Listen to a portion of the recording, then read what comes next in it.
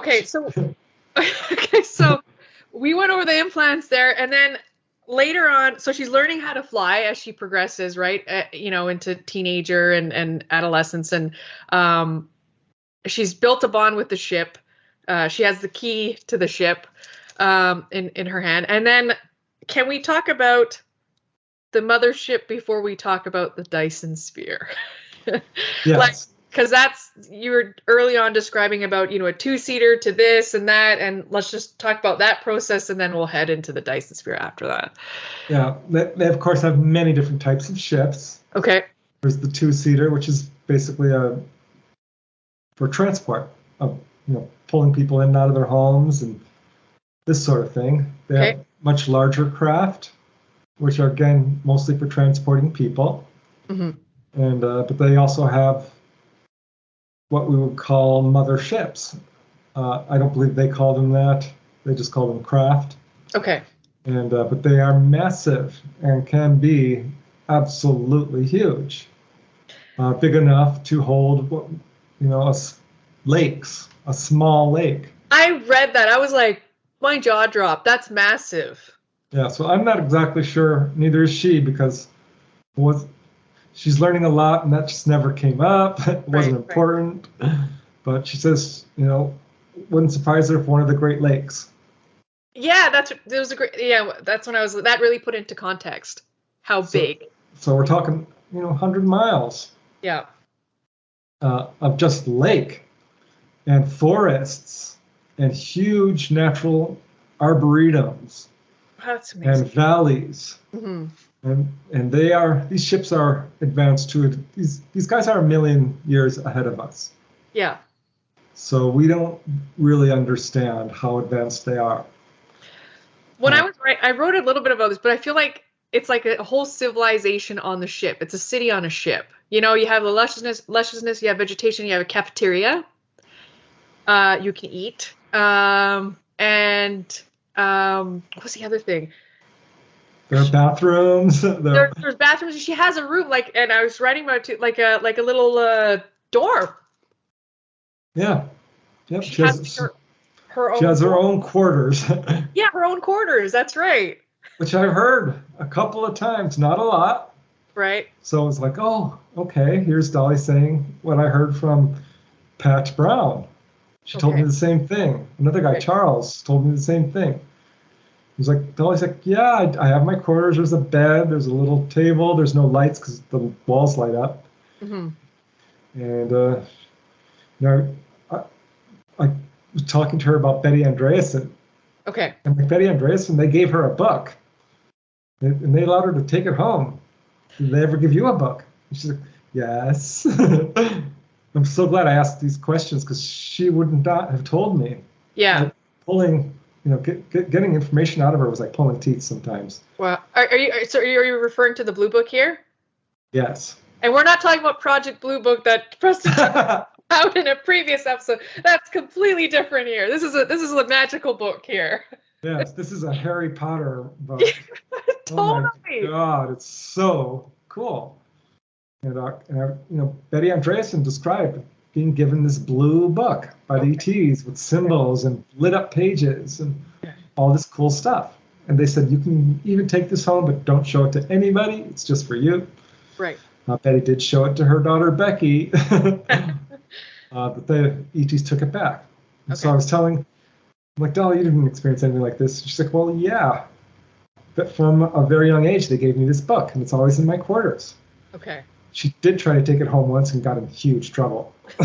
They took it away from her for a week or two and says, never again, try to take that, what we were thinking. And when you say took it away, it disappears, correct? Yeah, it just disappeared. Okay. They said it's very dangerous in the wrong hands. Okay. So there's information in there. Yes. She says it started out very thin. Now, as an adult, she says it's quite thick. She's never finished reading it. It's got a beautiful jeweled blue sapphire cover, which is not metal, it's not ceramic, it's sapphire is the best way she can describe it, but not. So this is so pretty. I'm picturing it in my head. I have this very vivid image of it, and it's just like this, feels like an amazing, it just feels like an amazing book. And does she journal in that or anything, or does she write in it, or is it just purely knowledge based? It's purely knowledge based. Okay. She has never kept a journal. I'm like, why wouldn't you have written this stuff down? She's like, are you kidding? This could get me in huge trouble. If my mom found that, or if the government, no. But now it's out. Yes. Right? So she's kind of freed herself of all of that. That, I was going to say, a lot of emotion that's attached to that, of not telling and not sharing, and from early on having very limited people she could share with other than her dad to trust. Yeah, but let me tell you about this book. So you open it up, and I'm like, does it have pages? She's like, well, yeah, but it's not pages like you would think of. They are flexible, but they're like a computer screen. And it lights up, and it shows you images, moving images sometimes, words, concepts, pictures. It will play songs. It has sounds. Yeah. And you can just choose a subject, and it appears on the page. Mm-hmm. And you can go back, and the pages are different. Yeah, she says it changes. Yes, and it elaborates on each subject, so it gets thicker and thicker as she gets older and older. And it's still there in her quarters. And it's her book. Yeah. It's her property. Yeah. And it's really cool. I would love to see that. I know, that was. That is so unbelievably cool. So yeah, that's the Blue Book, which Betty Andreasen talked about. I haven't heard it personally from another contactee. Except for Dolly. So Betty and Dolly are the two. Betty Hill almost got one. All right. She was exiting the craft, and she's like, can I have something? I want to prove this. And they're like, what do you want? She says, how about that? Yeah. The Blue Book? This was Betty and Barney Hill. Okay. And they said, okay, you won't be able to read it. And she said, that's not the point. It's to prove that I had this experience. Right. And she's at the top of the ramp, taking the first step down. And they said, stop. And they took the Blue Book back. Okay. This is a very significant, important book to them. So yes, the book, they do have books. Okay. Can we talk about, this is really interesting. The Dyson sphere. This was like one of the biggest things that stood out for me in the book. Can you just put the context of the origin of that word and then talk about Dolly's experience with that? Yeah. Dolly would always be taking these huge motherships, right? And she says sometimes she'd wondered if they were planets because there would be sky above. Yeah. And they have the ability to make the walls, everything looks like nature. And one time she's, they transport her and she's walking around. There's soil and plants and animals, and it's just vast. And she's thinking, well, this has got to be a planet. And they said, no, it's not. This is a sphere. You know them as Dyson spheres. And just blew her mind. Now, a Dyson sphere, our concept of them originated in, I think, 1935 from a science fiction writer, Olaf Stapledon, right, who sort of thought it up. I'm guessing he may have been inspired by aliens. Science fiction authors, they're inspired by real life events. So let's just get that straight. But at any rate, it was a scientist who, by the last name of Dyson, who basically popularized the idea and started writing scientific papers about this concept of building a sphere that's so massive it would be planet-like, an artificial planet, and you could surround a star to get energy that way, or just have its own internal energy source, which is basically mostly what the ETs do. And it's metallic on the outside, correct? Yes. Okay. And so I'm like, how big are these things? And she says, they're massive. They can get as big as the sun. They are huge. Wow. So they told her, oh, no, this is a sphere. She says she can see the horizon going off in each direction. It looks just like a planet. There's blue sky. There's clouds. You would never, ever know. And she was shocked, I think, initially when she was in it, and they told her, no, you're in an artificial, constructed environment. When she was flying out, she had to take the look and be like, what? Yep. Heck? Yeah. Yep. So she's been to these a number of times, not a whole lot. Okay. and has not been able to investigate them as fully as she'd like. Okay. Because I asked her, well, how thick are they? She says, well, they're thick, but I can't tell you because, the ship went in this little opening and we turned and darted around and parked in this giant hangar. She tunnels in, I think she said. Yeah. Yeah. So they've got these hugely thick skins. They're super advanced structures that must take them hundreds upon hundreds of years to build. Mm-hmm. She didn't ask.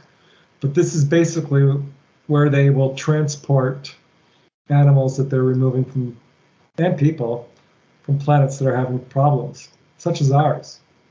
Right. Which we're gonna touch on that big message because I feel like there's a reason why she came so boldly forth with her story, because there's a message she's bringing across for planet Earth and its inhabitants, and why as you say too, is why she's learning how to fly.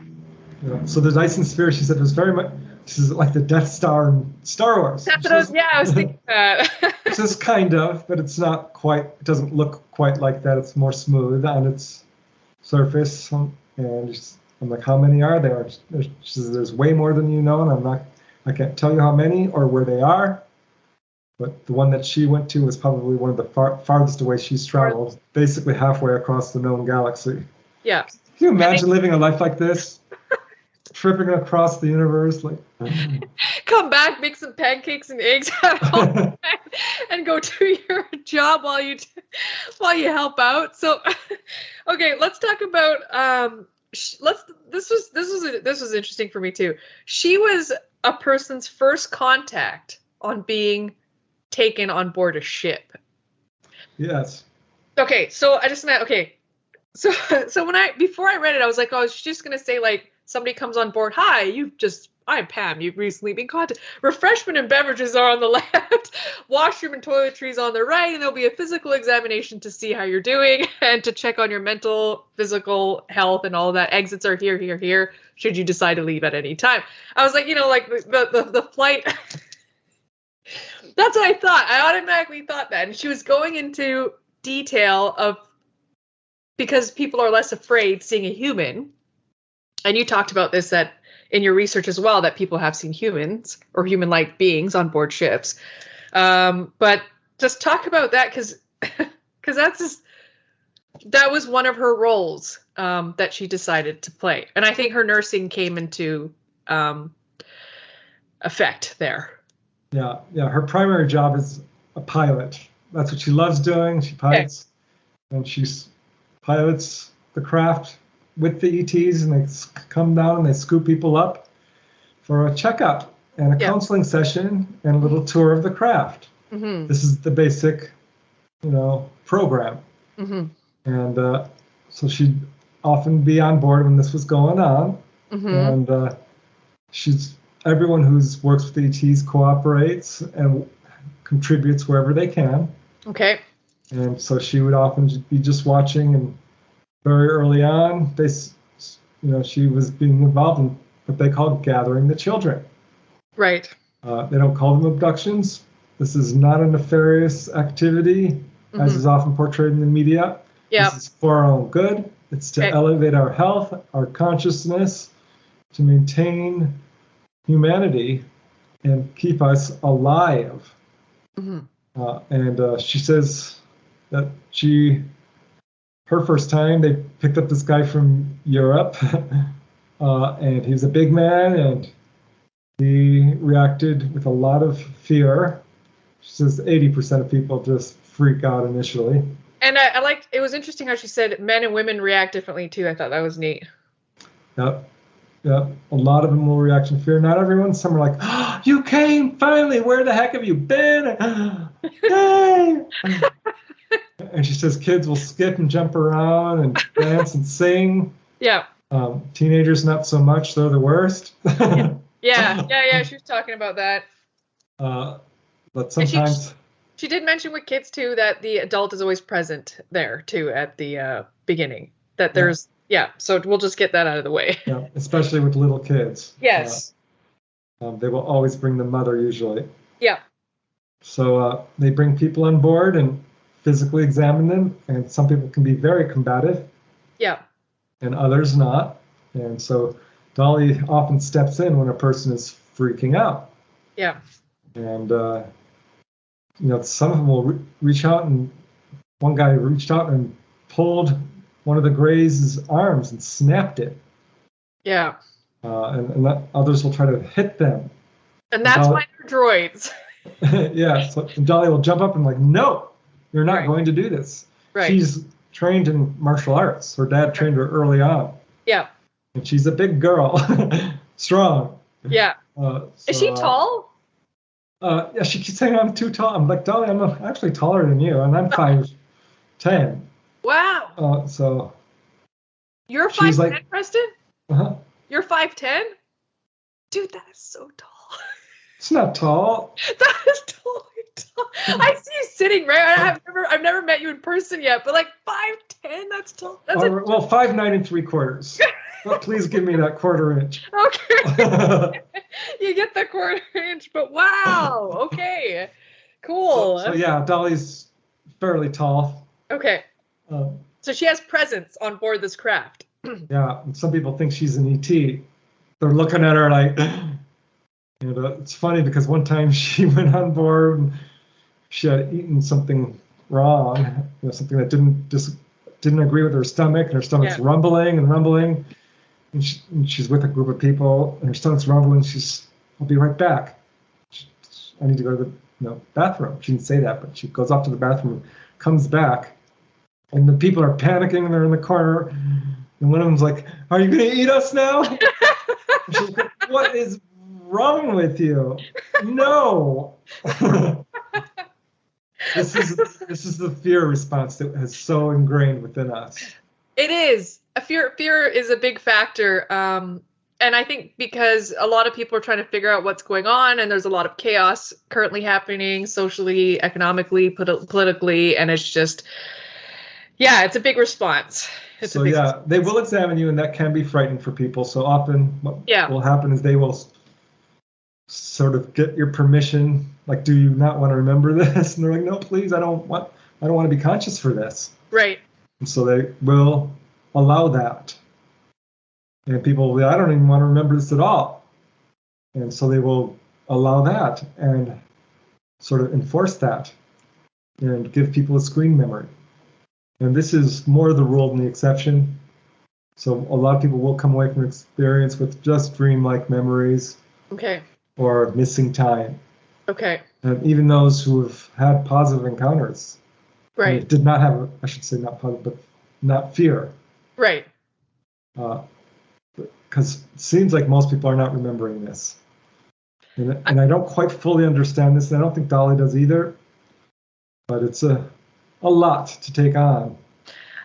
That's in a heap load of a lot to go on, because it's the double life, right, that we were kind of touching on. And it must be very difficult to kind of assimilate and acclimatize these two different worlds, and they're kind of different realities that are battling with each other.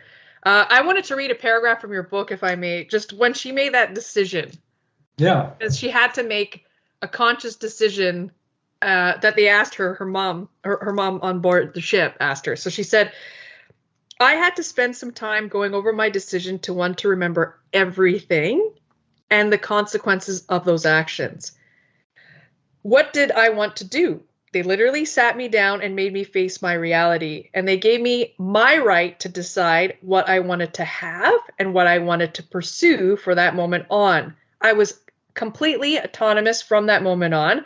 I became a fully functioning adult at that moment in their eyes. I had the rights of an adult. She was talking to me, the mom on board the craft, about everything that had been happening to me my whole life and where did I want to go with it. They were debriefing me and describing to me what my choices were. I chose I wanted to be cognizant of everything, that I would no longer be willing to be unconscious. That, my friends, is a very brave and bold move to do. Yeah. Because I right? She's 15 years old. My gosh. Can you imagine that sitting down, and having that conversations, going through all these and saying, okay, no more screen memories, right? I want to remember. Yeah, I remember at age 15, you know, I was not being faced with these kinds of issues. And Dolly does live a double life, Yeah. and it caused her all kinds of problems Yes. because her friends at school, which weren't many because she was already a bit awkward socially. And she was And, isolating herself a bit too, correct? yeah, Yeah. she had trouble talking to people because they were so shallow in their behaviors and their likes and dislikes. Dolly wanted to talk about the universe and science and Yeah. deep, deep issues. Yes. And they're like, no, we want to talk about makeup and boys and things like this. Yeah. So, and her friends were like, what is wrong with you? Why aren't you talking? And Dolly was just so afraid that she was going to say, oh, I was on the ship the other day. Oops. Right. Yeah. Yeah, And, that's tough. it was really, really hard for him. It still is. Yeah. And I remember when we went to the convention, we just went to another one. Mm-hmm. Yeah. She opened up. And it was amazing because at a convention, a UFO convention, everyone's a contactee. Right. And she's like, oh my gosh, she hears people talking about going on ships. And she just felt this huge weight off of her shoulders. Oh, good. That's good. Yeah. She's around, I'm like, Bella, this is family. You can talk freely here. And I actually pulled her up on stage and had her talk about her encounters for the first time. She was super nervous. Yeah. I'm like, they're going to love you. Don't worry. They need to hear your story. Yeah. That's good. That's amazing because and to have that environment that people know, because we're talking about this earlier of like what advice you would give to people who are starting to remember, right? And if they feel isolated or alone, or nowadays we have internet, people research, they look, they find you, they find people, right? And they kind of trying to comprehending it early on. And I think a lot of people are still processing it. When they are fully conscious, they're still, what's going Yeah, it's right? a lot.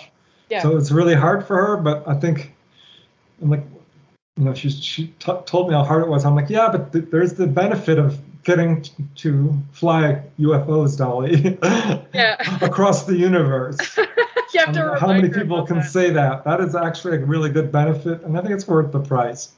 There you go. Yeah, that's true. Yeah, right? It's worth the price. And I know you wanted to, don't forget about the shrinking.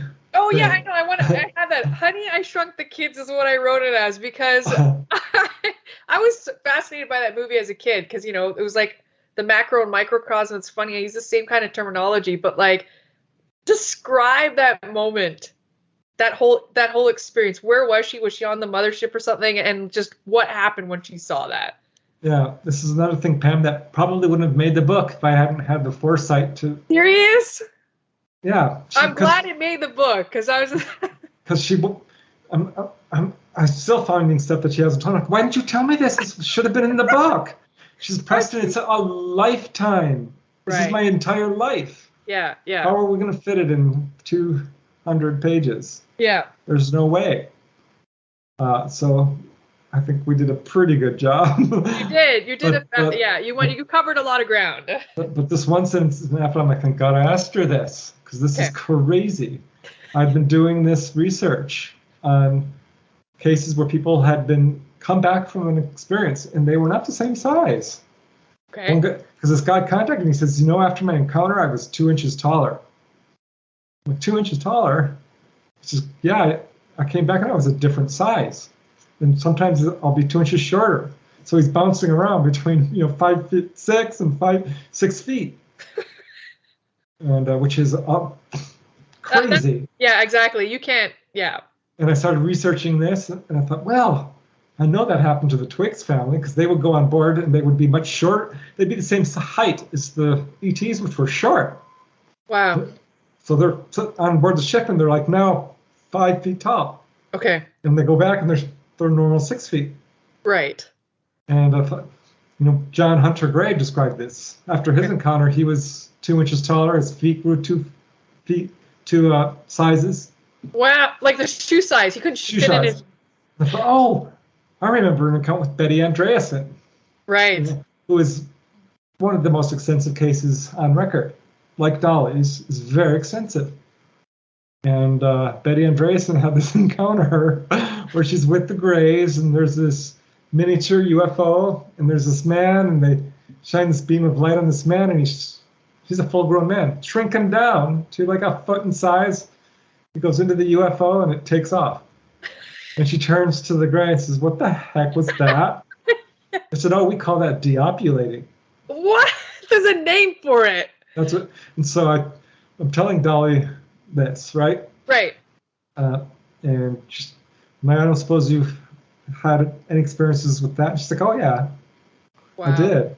Okay. And I'm like, "What happened?" She says, "Well, I was on the craft one day, and they brought this man on board, and he wasn't scared at all. They're just marching him off to a room. And I'm always curious, so I followed. Yeah. They laid him down in this chamber, which Okay. you can see through this window, viewport. And they shined a beam of light down on him. This is a 6 foot tall man, Okay. swarthy, kind of a muscular guy. And this beam of light hits him, and he starts shrinking. And he's breathing, and his fists are opening and closing. And the light keeps going, and this goes on for an hour. Wow. Until he is 2 feet tall. So From 6 to 2. 2 feet tall, yeah. It reminds me of Charlie and the Chocolate Factory. Didn't that happen in that? I was thinking about that too. Or, like you said, Honey, I Shrunk the Kids. Yeah. So they pull him off, and he comes out, and he's this little guy. They put him on a table, and they start wheeling him away. Well, not wheeling, it's a floating cart. Could you imagine being a witness to that? Like actually seeing that? Like I would probably have an out-of-body experience just like because she was doing on something else, and she was just kind of curiously, like you said, wandering around and saw that. Yeah, I think this was when she was a teenager. Okay. She's like, I don't know, 16 or something, watching this, just gobsmacked. Yeah. And she wanted to follow, and they're like, "No, you can't follow." But she did ask. They gave her a little bit of information. Yeah, she's like, what did you do to him? Yeah, exactly. And did you shrink him down? Is he always like this? And I said, well, yeah, actually, there's a macro universe and there's a micro universe. You don't think everyone's the same size, do you? Okay. There are different universes. And this guy came from micro universe, or a universe that has moved into another dimension. There's up, there's down, there's sideways, but there's inwards and outwards as well. Okay. And so that was an inwards movement, sort of a fifth dimension demonstration. And she's like, "Oh my gosh, it's amazing."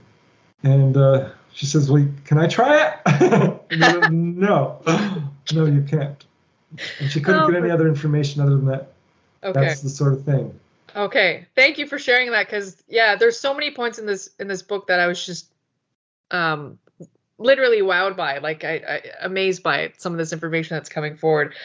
Can you tell us a bit about the Greys before we, go on to like the message that she wants to bring forth with this book, but like how their civilization is like, also their teeth? Yes. The Greys are essentially human. Okay. And in fact, all species are people with genetics that are strikingly similar. Mm-hmm. Another reason she wanted to call the book Symmetry, because the variation is there, but we're more alike than different. And they've stressed this over and over again. We are one, you are us, we are you. Yes. We are all connected. Yep. As different as everyone looks, the variation you see is the same variation you have on your planet. Okay. So the Greys there's different types. There's different. She's seen a lot of different types of ETs. Yeah, I wanted to, because I was gonna go into the different types, but I wanted to focus on the Greys for now, and then after we'll go into like the cat and the dog and the different kind of people, because they sing, the Greys dance, they like music, they have a range of emotions except for Sort of emotions. Yes, the Greys are very emotional. They're loving. They're empathetic. They're highly spiritually evolved. It's just they're very nerdy people. Okay. They love science, but they absolutely do have humor, and especially find some of the things we do crazy funny. Okay. But they do dance. They do sing. They eat. They peep. They poo. They have sex. Yeah. They have. Their mouths are filled with tiny, needle-like, sharp teeth. Right. They are meat eaters, she says. Which they don't smile as often because they don't want to scare people. I thought that was. Yeah, and I found out early on that they do have needle-like teeth. I've heard this from several other people. So when I asked Dolly that, I wasn't the least bit surprised. Okay. She says you should see them eat. Boy, oh boy, they devour their food. Just but they don't eat exclusively meat. Okay. They will often recommend people here on Earth do not eat meat because the meat we have is filled with hormones, a lot of it. Of course, yeah. And some people eat too much of it, but they themselves do, in fact, eat a lot of chicken. Okay. And fish. They actually produce their own protein, so they don't necessarily have to kill animals. Wow. But yeah, they absolutely are very much like us. Dolly's always singing. She's a very singing person. Yeah. And when she's doing her lessons, she'll start singing. So will some of the other girls that are learning with her. And then the Greys come in and they're singing. And it's all telepathic largely. Yeah. But the ETs have pianos. They have flutes. Okay. She's like, the only instrument I never saw them have is a tambourine. They have their equivalent of everything. Yeah. And they have their own planet, which she was talking a little bit about how their planet is like.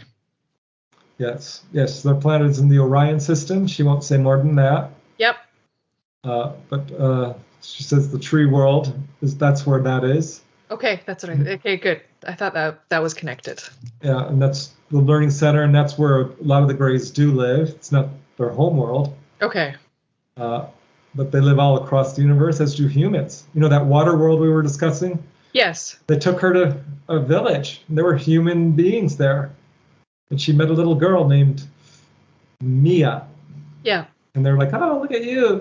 They compared their teeth, and Mia was fascinated by Dolly's freckles. And thin hair, whereas Mia had, a lot of little teeth in her mouth and very thick hair and a very smooth tongue. Ours are kind of bumpy and rough. And, she's like, it's interesting because that changes the perspective that she's somebody else's contact. You know what I mean? Yeah, we are aliens. Yeah, it just. And so life with the Greys is different than Earth. Because she can go there and she can relax. There's no locked doors. It sounded like it. She sounded very at home. There's no library cards. Okay. There's no taxes. Okay. There's no crime. Right. There's no greed. Okay. There's no I don't want to say there's no arguments because people, the kids will argue, the human kids. But the Greys do not experience fear or jealousy or hatred or despair or even sorrow. They have sadness to a certain degree. Even their death experience is different too. It's just after they're done, it's a shell and something like that. Yeah, there's no grieving for someone who dies because death is a lie. They know this. Death does not exist. Right. And when one of them decides, I'm tired, I'd like a new body, they vacate the body and they get a new one. And it's a little baby body. But they still remember. This is why they're so advanced. Because they remember. Because they remember their past life in full detail. Yeah. It's a continuous life for them. And they live to be 800, 900,000 years old. Come now. I feel like just from hearing at people's stories and myself included, that people are starting to go through a process of now remembering their past lives. Yes. I certainly have. I started having out-of-body experiences, which we've talked about. Yes. And, definitely started remembering past lives. Dolly remembered a lot of her past lives. She had a near-death experience from mononucleosis at age 6, and did leave her body and was taken to the other side. And they told her, "You will take care of animals. That is one of your missions in life," which turned out to be absolutely true. Yeah. Like all contactees, she's very connected to the animal kingdom.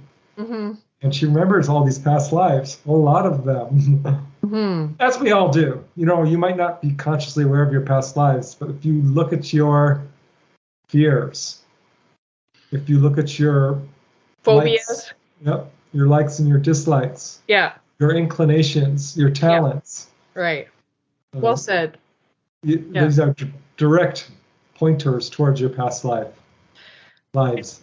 And so you feel the Greys are spiritually advanced, that, you know, they're at a point where they don't need certain types of laws or politics or anything to, quote, keep people in check, because that's no longer a part of their experience. Exactly. Okay. Which was always caused Dolly problems when she comes back to Earth and realizes, you know, she has to lock her door. Yeah. And that someone walking towards her could be coming to hurt her. Okay. Which does not happen with the ETs. It just doesn't. So weird. It's weird though, right? Even for people hearing this for the first time, that just sounds like it's got to take some. It just sounds weird to hear that, especially if they're in an environment where they have to be on guard. And I asked her, what about government? They must have some sort of government, some sort of hierarchy. Yeah. And she says, no, not at all. Okay. There's no police. Okay. There's no galactic federation. That was a big one we talked about, because I was like, I hear that from military personnel about the Galactic Federation. I just thought maybe certain people would be privy to different information, or I don't know, or if they're on another density, I don't know. But that was interesting for me when you brought that up, and that was written in the book as well. Another contactee asked them, "Do you have a Galactic Federation?" They said, "Well, no, you can, if you want to call it that, that's fine, but we don't." Okay, yeah, that's big. That's a big thing. So yeah. And Dolly says the first thing often people who are taken on board will ask the ETs, because they talk to everybody, even if you don't remember it. They said, "Is there a God?" Yes. And some people are very devoutly religious, and the Greys will not say, "No, there is no God." Right. Because that's not their place. Right. But they do not believe in a single deity on a chair with a big stick, you know, directing everyone's lives. Okay. But they say that there is an all-mind. An all-mind? An all-mind is what they call it. Okay. That the universe does have a consciousness in and of itself. And that, to them, is what they perceive to be God, which I think is very close to what the Native Americans put forth with the spirit which moves through all things. Oh, I love that. It's very Buddhist too. Buddhist, and also it reminds me of like in the scientific or esoteric community, it's kind of like the unified field of consciousness. Yes. That there's a unified field that connects everybody, and it just stirs and pulsates throughout every sentient being or macro organism. So so it sounds familiar to that. Yeah, which I kind of like, because that's how I've always felt. Like, I'm a part of this universe. We all are. Yeah. That makes us really a part of God. Yes. Exactly. And I think that's sort of the explanation they put forth, but they tailor it to each person, and they're not going to, they absolutely respect our autonomy, 100%. And if you choose to follow a religious path, that's wonderful. They will support that. Okay. But I will say that by and large, most contactees that I've talked to move away from what I would call organized religion and become more deeply spiritual, which is a term that even Dolly doesn't feel fully comfortable with, because it's more science. Yeah. Spirituality and science is the same thing. We just haven't figured it out yet, but we're on our way for that. Okay, can we just so those are the Greys. There's the cat people, which I hear often about, even from just people who share privately with myself. So the cat people, bird, and dog. And we've talked about mantis and Greys, quite a bit already, but Yeah, it's just. Yep. And Dolly's seen them all. Yeah. She's seen tall whites. She saw praying mantis. Yeah. She saw short little blue beings.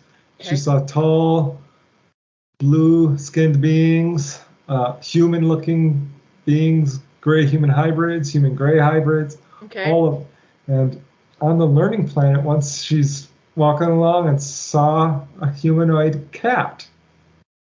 And I've talked to people who've seen cat-like beings. They're almost always described as hairless, but not always. One lady, she described it as, no, it had dark fur, little pointy ears.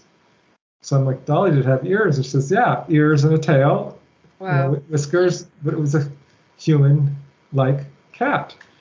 And she ran up to it. She was trying hard not to pet it, right? Yeah.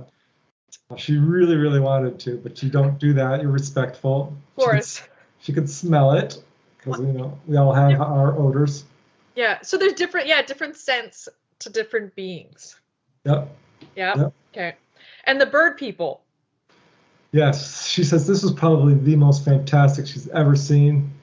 And these, you can see portrayals of these in Egyptian hieroglyphs. Some people term them the Anunnaki. Yeah.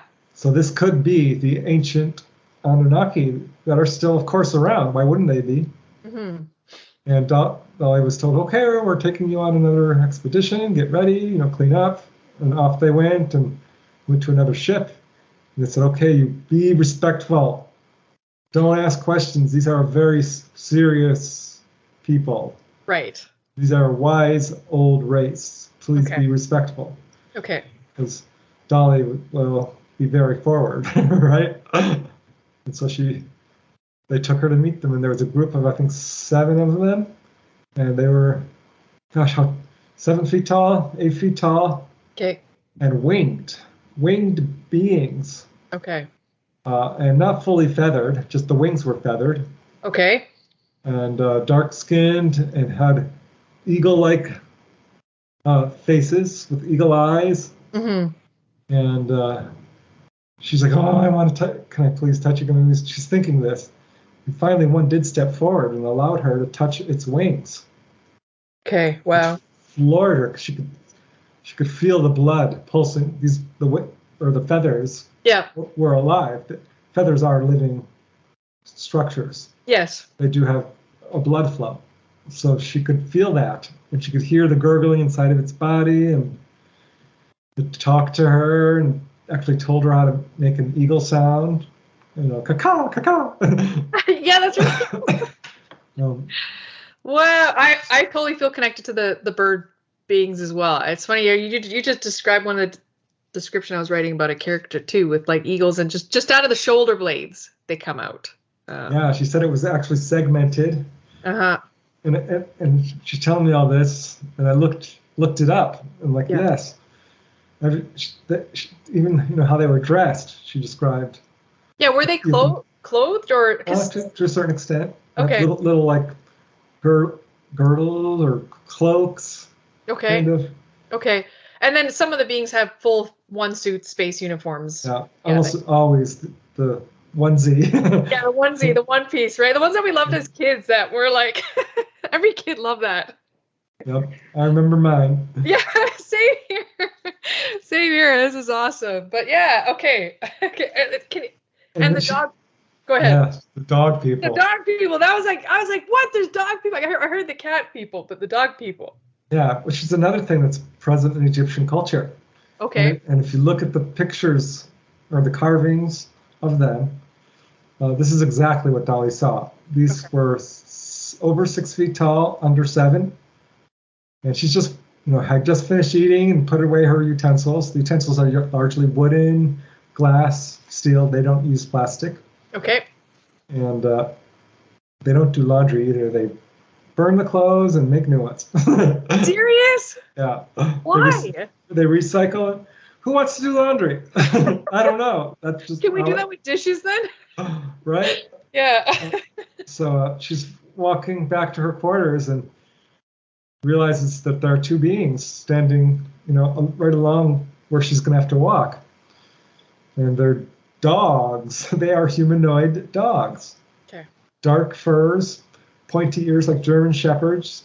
She couldn't really see if they had tails or not. But they were wearing kilts. They had bands on their wrists and arms. And short fur, a little bit longer on their neck, long snouts. And they weren't the friendly kind. They kind of kept to themselves, she said. Yes, she had the feeling that they were quite... I don't mean not friendly, but they didn't feel like interacting in that moment. No, they weren't warm, fuzzy puppies that wagging their tails. They were very serious. It reminded me, I don't know if you've seen I think it was Daft Punk video where there's a dog going into a humanoid looking dog I remember seeing that video and I was just like, wow, everybody was just blown away by it because it's this human looking dog going into a corner store that had his music blasting and he couldn't turn it off, so he had to be kicked out. But okay, so this is one of those things, like, she has such a magnificent life that she's living. I hope she sees it as that, because it truly is, and that she has a capability and made the decision to remember all of this, which is kind of leading us into why the book kind of came about and her message of all that training to learn how to fly. Also very particular learning on life cycles of planets when they start going through a kind of like a death cycle. And so she came here with a warning. Yes. If you could share what that message, her message for humanity at this time is. Yes. And let me just preface this by saying I've talked to a lot of contactees, and the number one message is warnings of environmental catastrophe, of existential crises, of the dangers of nuclear proliferation, that our warlike ways are leading us down a path of complete annihilation, of poles tipping, of this sort of thing. Right. So this is a very common theme. It is the number one message from the beginning. Okay. So I wasn't surprised to hear Dolly giving a message along similar lines. And this is a bit doomsaying, but it is what it is. Yeah, let's just lay it on the line. Because truth is truth, and this is her truth. This is what she learned from the hands of the ETs, that every planet goes through cycles. And our planet goes through what are essentially 12,000-year cycles. Okay. And she says they taught her that Earth has gone through at least 8 that she knows of. More commonly, we hear 5 or so. And certainly we've got good evidence of the prior one, Atlantis, and Lemuria, and so forth. Yep. The Vijnanas of ancient India. So we know this has happened before. And the ETs told her that our planet is now underlined at the end of a cycle. That our sun is very unstable. The magnetic fields of our planet are collapsing. And this is affecting not only Earth, but the entire solar system and other solar systems as well. And that it's very serious business. And it's so serious, in fact, that they have had to leave because our magnetic fields are so unstable, they cannot really travel here at this time. Okay. That our planet, our sun, is on the verge of micronovaing, going micronova, which is in essence a CME, a coronal mass ejection, very much like the very well-known Carrington event from the 1850s, which knocked out the newly emerging telegraph system on our planet. Okay. So according to Dolly, the ETs told her that our planet is going to start shooting out coronal mass ejections, leading to a micronova, which blows out the outer shell of the star. It's a natural event. Okay. And this is going to destroy all the electronics on our planet. Okay. Which honestly might be a good thing. Yeah. Yeah. With electronics, seriously, because it's insane right now, the radiation and things coming out of it. But go ahead. So this is similar to what many contactors are being told, and for that matter, Native American cultures have talked about this as well, as have near-death experiencers. And if you look at the science of this, you will see that there's a lot of good hard data on this. Okay. If you dig deep enough, the science is there supporting what Dolly is saying. There's a lot of unstable activity and increased lightning and the forest fires, and it's wreaking havoc with our weather. It's not global warming so much that's the problem.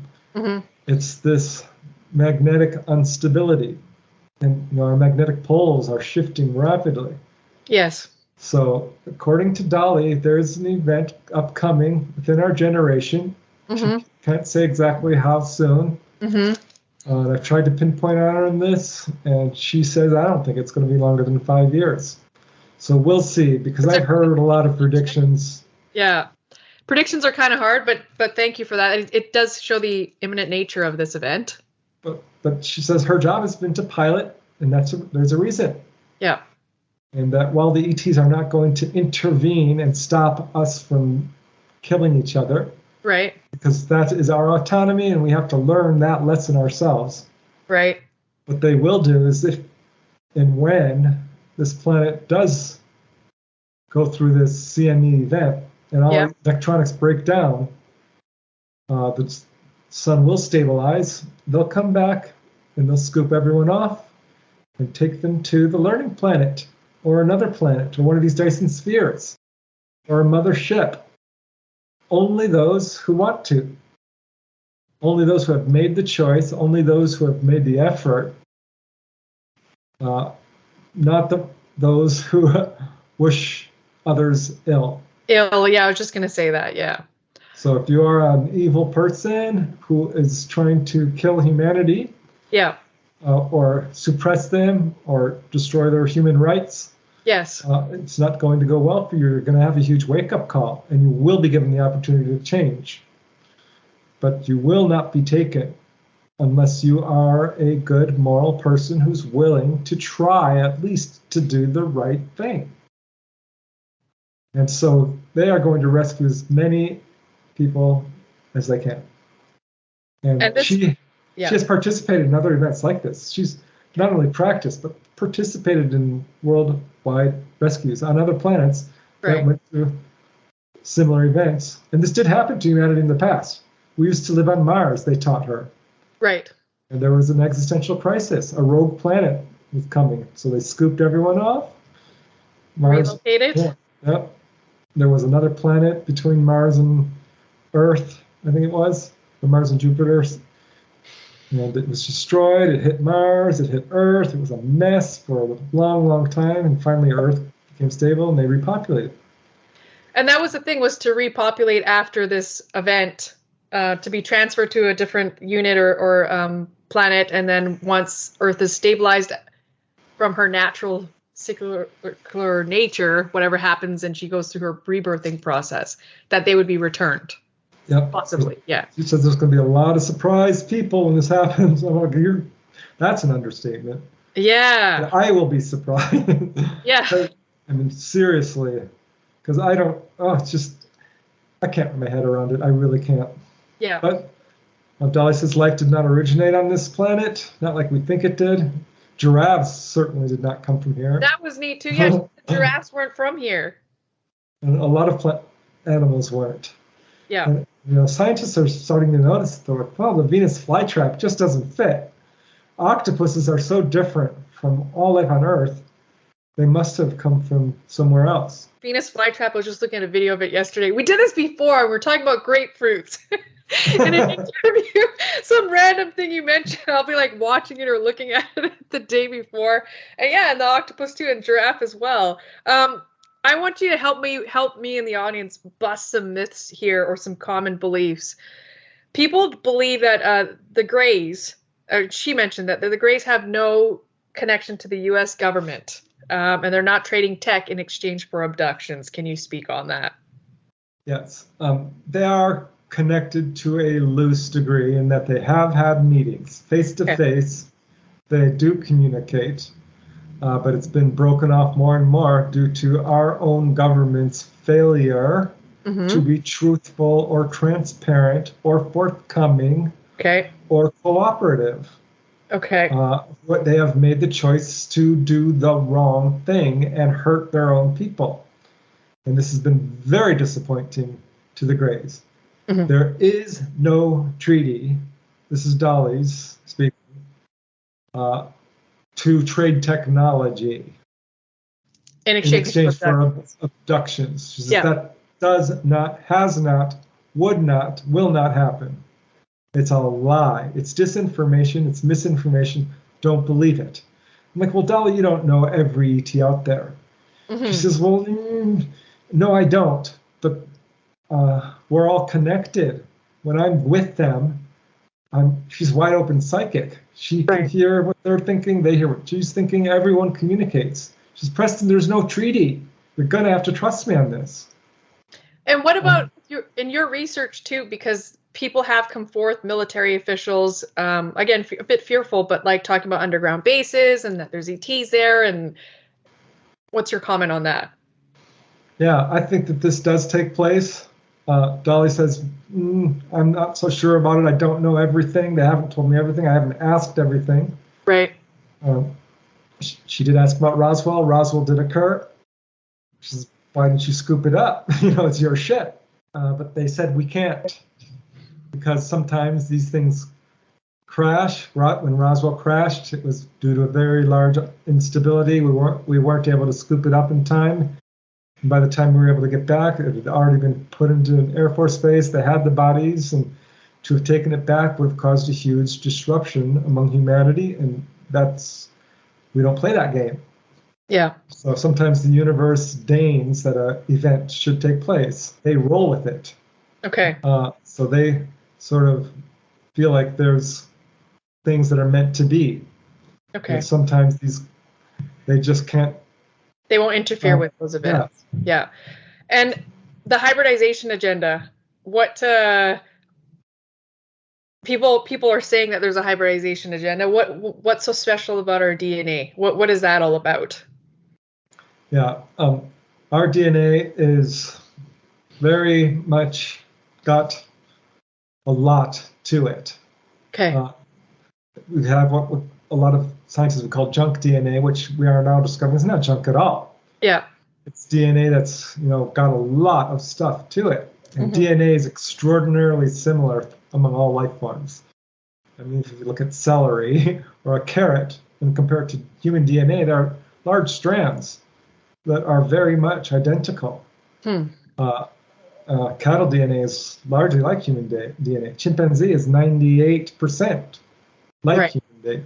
Yeah. Our DNA is very special because we are a type of being who's able to feel things to a huge degree. We have a very broad emotional range. And the Greys have done a lot of space traveling and have suffered an enormous amount of genetic damage because of this and need to replenish their DNA and use our DNA with our permission, our 100% permission, to reinvigorate theirs because they have had trouble reproducing due to this damage. Yeah, their population was smaller, correct? Like it was down. It wasn't as large to begin with. I don't know. I don't know the details on that. Dolly has. I feel like some contactees have told me that the Greys are very numerous, and others like no.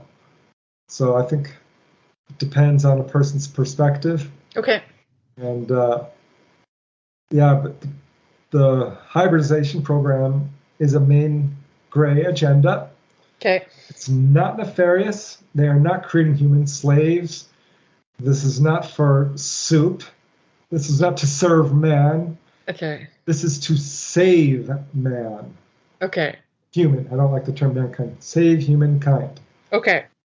This is for our benefit. We should be thanking them because we are destroying ourselves. We are destroying our own DNA.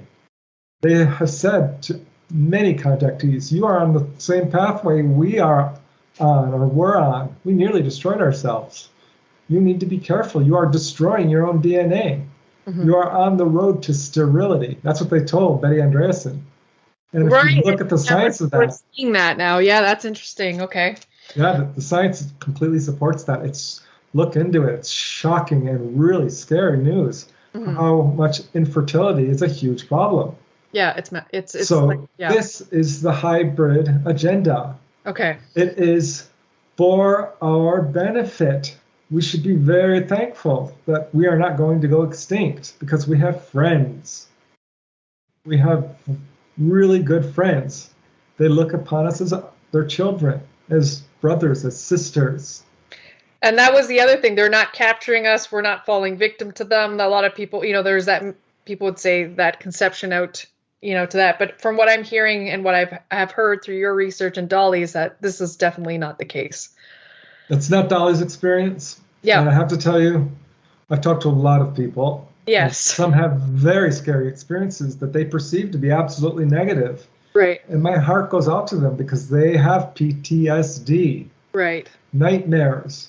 Do not want grays appearing in the room. Right. And I always ask them, well, what did they do to you? Mm-hmm. Well, I was pregnant and then I wasn't, and it was devastating. Or, they physically examined me and they stuck a needle in me and it hurt. It hurt. And it said, well, briefly, but they did stop the pain. Yeah. Okay. Yeah. What's the worst thing that happened to you? And that's it. Right there, what I've told you. Okay. And which Dolly kind of put the backstory to all of these things now of the intention behind it. So what happens when someone's actually taken on board is not nefarious at all. Yes, you're physically examined, but you're healed. Right. You are frickin' healed. And you are given a tour of the craft. You are going to the observation deck. I'm like, look at the stars. You want to see the moon? You want to pilot the craft? Here's how you evolve spiritually. You want to learn how to go out of your body? We can help you. You want to learn telepathy, precognition? Mm-hmm. How would you like to learn how to do healing? What can we do to help you? Okay. And most people don't remember this because they're so overcome with fear. Right. And I'm speaking now to people who said, how dare you call this a positive experience when they came down and kidnapped me? Yeah, I did not give permission. Right? This is what we hear. So my answer to people who have had that experience is my heart goes out to you. Mm-hmm. And I am not going to negate how you feel. But what I would like people who are having negative experiences to do is to step back, take a deep breath, look very carefully, objectively at what has happened to you. Okay. You are still here. You are doing well. You have not been eaten for dinner. And I always ask them, have you ever experienced unexplained healings? You'd be surprised when people said, well, yeah, actually. Like, do you have any psychic experiences? Oh, I go out of body all the time. Right. I have all these precognitive dreams. Okay. I'm like, is that bad? Do you think that that's a bad thing? I'm like, well, sometimes I don't like knowing bad things. I'm like, okay, but it's a higher awareness, wouldn't you say? I'm like, well, yeah. And so what I often see is people will eventually realize the ETs do not mean them harm. Okay. Thank you for that. And they will say this. They said, don't be afraid, we mean you no harm. Have no fear, no harm will come to you. Don't be afraid. We're not here to hurt you. Well, on that note, I think we've captured, it's 2 hours now. We hit the 2-hour mark, exactly what we were predicting, and I was predicting. So if there's anything else you would like to add to this story, and also any events where people can find you in the future. Again, I'm going to put all the links. I'll put the link to your new book, Symmetry, down below. I encourage everybody to go get it, and please read it. It's just a very important book for humanity, I think, and for a lot of people who are starting to remember. Yes. Thanks, Pam. I do have a website and a YouTube channel. I'm on Facebook and Twitter and Instagram. I do have a few upcoming events here and there, but where do they find your upcoming conferences? Is that on your website? I'll put the link to your website below. I'll try to put it up there. I'm so darn busy right now with this book. Dolly was supposed to join us today, but she is not feeling well. we're sending her some healing energy right now. And I really thank you, Dolly, again, for entrusting Preston. You both have done such a great job in bringing this story forward. All of it. It's a kaleidoscope of experiences. So thank you for that. I mean, seriously, and thank you, Dolly, so much. Shout out to both of you. I'm looking forward to meeting you and your tall giant. I'm gonna be like hugging your belly or something when I meet you. But I'm like 5'7", so it's not too bad there. But thank you so much. My friends love you. I love you. This is so great. Thank you so much for bringing a very tough subject into light and discussing it the way that you do and the way that you present it. Well, thanks, Pam. I love you too. One of my favorite shows to do of all of them. I'm telling you, it's just so much fun with you. That is so much. I've had you. Please, I'll put a link to our other videos on astral traveling and out-of-body experiences. I had a lot of reviews on that and views, actually. So people are very excited to hear those stories as well. So this is a whole continuation. Very cool. Thank you very much. Have a great day, everybody. Bye.